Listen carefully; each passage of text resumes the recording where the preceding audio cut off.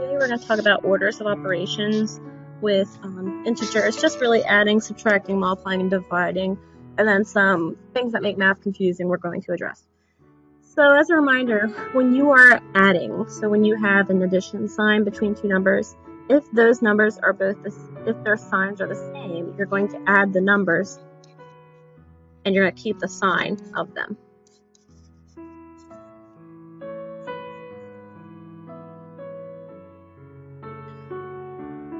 So on the opposite end, if your signs are different, so you have one positive and one negative number, you're going to subtract and you're going to keep the sign of the bigger number.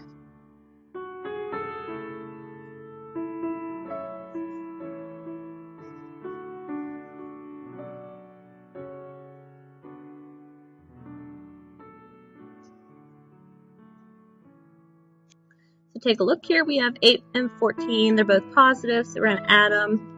And we're going to keep the sign as positive. Versus I'm adding two negative numbers, so my answer is going to be negative, and I'm just going to add 6 and 10 to make 15. That's it. Alright, so let's look at different signs. I see a positive 12 and a negative 9. So another way to write this problem is to put the positive 12 out front and put the negative or minus 9 behind. So now the problem reads 12 minus 9, and that's 3. The same thing here. So we don't really need plus negative 20. We could just do 7 minus 20. So there's a little rule here. When you have a plus negative, what's that? If you have a plus negative, that's the same thing as minus. Same thing. The way I do this is I don't like 7 minus 20. So I'm going to do it backwards in my head. Set 20 minus 7 and get 13, but because I did it backwards, I have to make it negative. So that's the shortcut way. If we look at number 1, again, I have negative 9 and a positive 16, and I just like to put my positive numbers out front. I'm going to make it positive 16 minus 9 instead, and I know that that is 7. Look, number 2, you are adding two negatives together, so your result will also be negative, and you're just going to add the number. Try not to get wrapped up with seeing all these minuses, negatives, and pluses. Alright, just follow some simple rules. That's it. So go ahead and try 3 through 8, and when we do 3, I like to break it into 2 steps and get my answer for the first pair of numbers, and then finish the problem. So go ahead and give those a try. Right, so you can take a look at my answers and work here and see how you did, and hopefully you did okay with those. If not, make sure you go back and look for your mistake. You might have missed a negative somewhere, or you might have added incorrectly. Alright, so we're actually not going to write any rules for subtraction. It's really easier to just do it in your head. So I see 6 minus 10 and I'm like, no, I don't like that.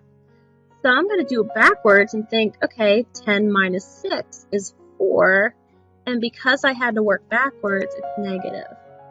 Alright, next example. Case 2, you might have a negative 8 and a minus 12. That's the same thing as saying negative 8 plus negative 12, and that's going to be negative 20. I don't really write the plus, I just right away I recognize I see two what would be negative numbers and I put them together. And then case 3 is if you are subtracting a negative, you're going to make that adding a positive. So the problem is really 5 plus 6, and that's 11. The only time you're not allowed to do that is if you have an exponent, like if you have, say, negative 2 to the 5th power like that. You technically shouldn't take this negative, distribute it into that one, and make them both positive. You really should do this one first. Just something to be aware of.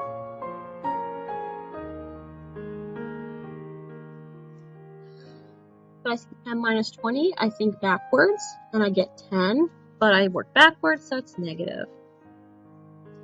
I see number 2. Alright, 4 minus 9. Backwards would be 5, and I'm going to keep the negative.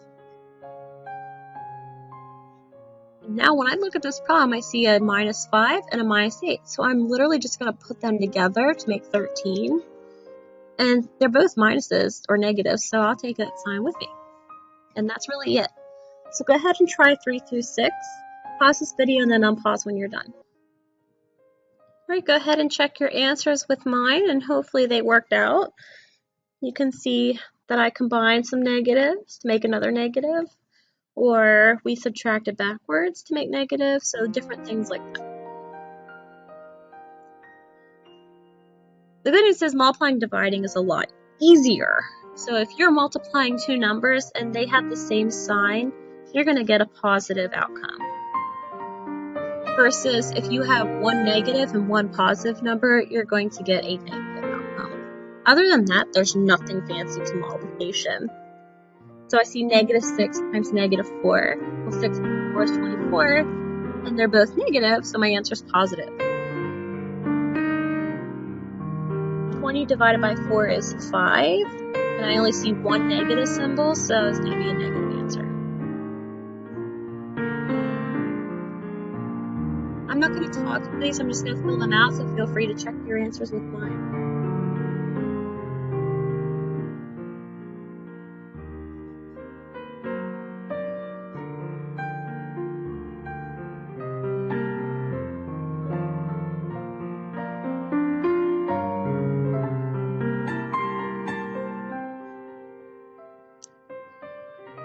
Alright, go ahead and take a look, see how you did.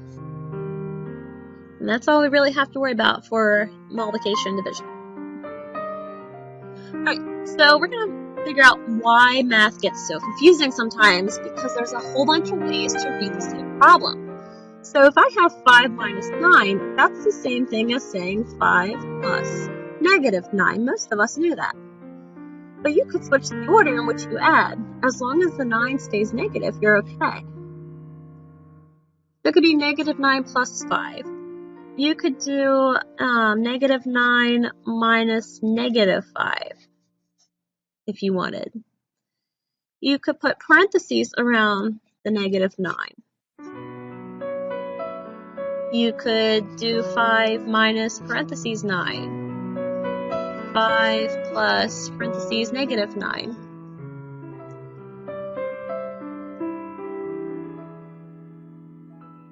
So there's a whole bunch of ways to do this. You could do -5 minus 9. And we could go on and on and on. You could even put 5 minus 9 in parentheses. You could put 5 and 9 in parentheses if you wanted. So it just goes on and on and on. And that's what makes math hard, is you have to realize that all of these are the same problem. One of the most common mistakes is kids sometimes read this as not 5 minus 9, but 5 times -9. That's different. That would look like this. So if I want you to multiply, I have to either put these parentheses next to 5, or I have to put a multiplication symbol in between. If those aren't there, it has to be minus. That's the only way math works. So as a general rule of thumb, you can take out or put in parentheses as long as you're not changing the operation. Changing the order of operations, that is.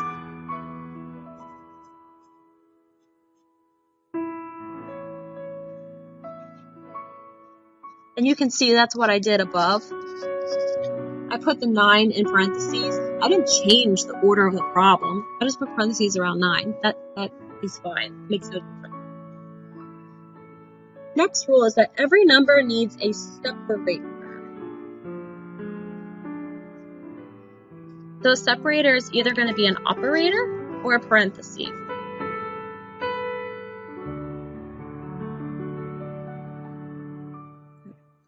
If you don't know what an operator is, you've seen them before. That will be a plus, minus, times, or divide symbol. Okay, those are your 4 operators. So between every pair of numbers needs to be an operator or a parenthesis. So there's going to be certain times when you read a minus symbol as an operator So you read it as minus, telling you to subtract, or you're going to see it as a sign. So you might read it as a negative number. So if we see it as an operator, it's going to look like this. 9 minus 6. Right? That doesn't say 9 negative 6. That says 9 minus 6. It's the only thing separating these two apart, so it's an operator. Versus if I want to be a sign, I would have to put a plus and then a negative 6. Now I can read it as a sign. So these are the same thing, but you have to realize there's different ways to write them. If you're going to read minus, it has to be like this. If you're going to use it as a negative, then you have to insert a plus.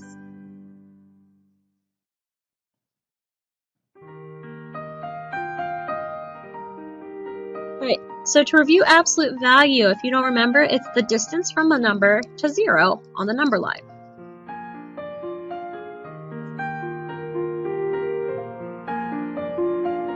And if you don't know, a distance is always positive. That makes logical sense. So when I have something like this is saying, what is the distance from 0 to 5? And you're going to say, oh, well, that's 5 spaces. It's as simple as that. So we might have, let's use 4, for example. So distance from 0 to 4 is 4. It makes no difference if you have a negative 4, because the distance from 0 to negative 4 is still positive 4. So these bars, if you see a pair of bars, it means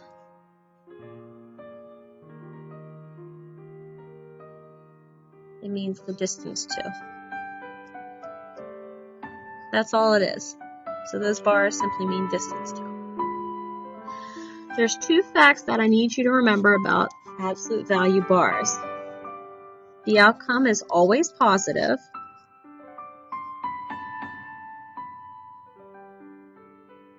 If the negative symbol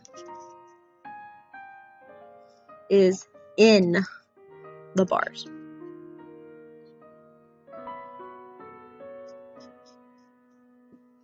The second rule is you have to treat absolute value bars like they are parentheses.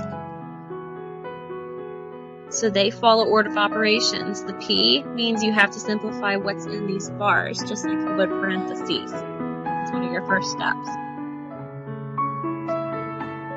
There are 4 main examples of absolute value. Make sure we don't get them mixed up. We already looked at 2 of them. So you can have a positive or a negative number within bars, and the outcome is still positive. However, if you have a negative outside the bars, now it's a different problem. This reads opposite of distance from 0 to 3. So you kind of think backwards. Well, the distance from 0 to 3 is 3, and the opposite of 3 is negative 3. And it's the same thing if you have a negative 3 in the bars. This reads the opposite of the distance from 0 to negative 3. Think backwards. The distance is 3. The opposite of 3 is negative 3. So as long as the negative is outside of the bars, you get a negative outcome. They come over for the ride, I like to say. So given that, we're going to make some non-examples, some things that a lot of kids do wrong. First thing is, some kids assume that absolute value means opposite, and it doesn't. That's not true.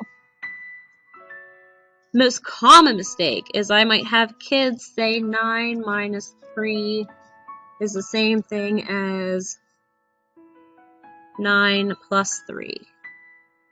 And that is not true. You actually have to do 9 minus 3. That's a fact. You might have some kids, a lot of kids do this, and they think, oh, slash slash, so that is going to be positive 2. That's not true. So these are just some things to be aware of. If Do not change any minuses into addition. That's not how that works. That means you have to take the distance of 9 and 3 and subtract them. That's what that means.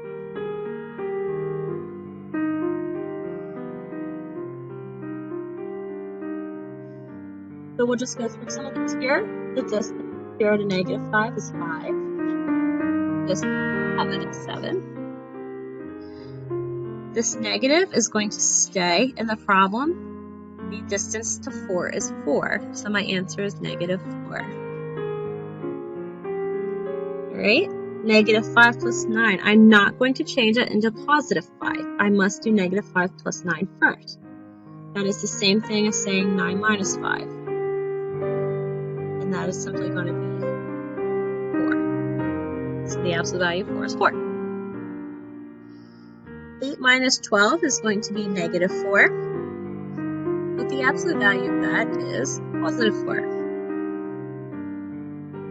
In number 6, I'm going to bring this negative down. I'm going to do 14 minus 20, get -6. And I'm not going to fall for this. I'm not going to do // I'm going to keep my negative symbol, and I'm going to change my -6 into a +6. So your final answer is -6. So give 7, 8, and 11 a try. Pause the video and then unpause when you're done. So if you did this right, you should have -3, 13, and -6. The next examples we're going to do together, and then I'll let you do the rest on your own. So we're just going to practice our substitution. Have that. And again, just a reminder, use parentheses when you substitute. It helps avoid making mistakes in the future. -3 minus 4 is -7. And the absolute value of that is +7.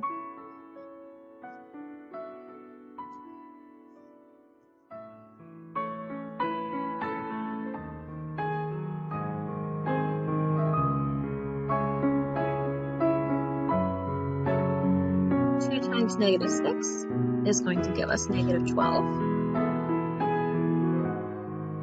When I see minus 3, I'm just going to change it to that, +3.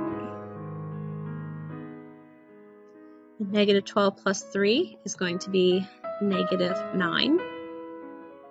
And the distance from that to 0 is going to be 9. So go ahead and try 3 through 6, pause the video, and then unpause when you're done. Alright, so you can see here there's a lot of stuff to do, but it's very basic math operations, adding, subtracting numbers, multiplying. So you should have 1 for number 3, 22 for 4, -9 for 5, and 78 for 6. A little pointer for number 6 is make sure that right in this spot, before you convert these into +16 and +6, there is no operator between 3 and the bars. So you need to replace the bars with parentheses because this does mean multiplication and we have to show that in the next step.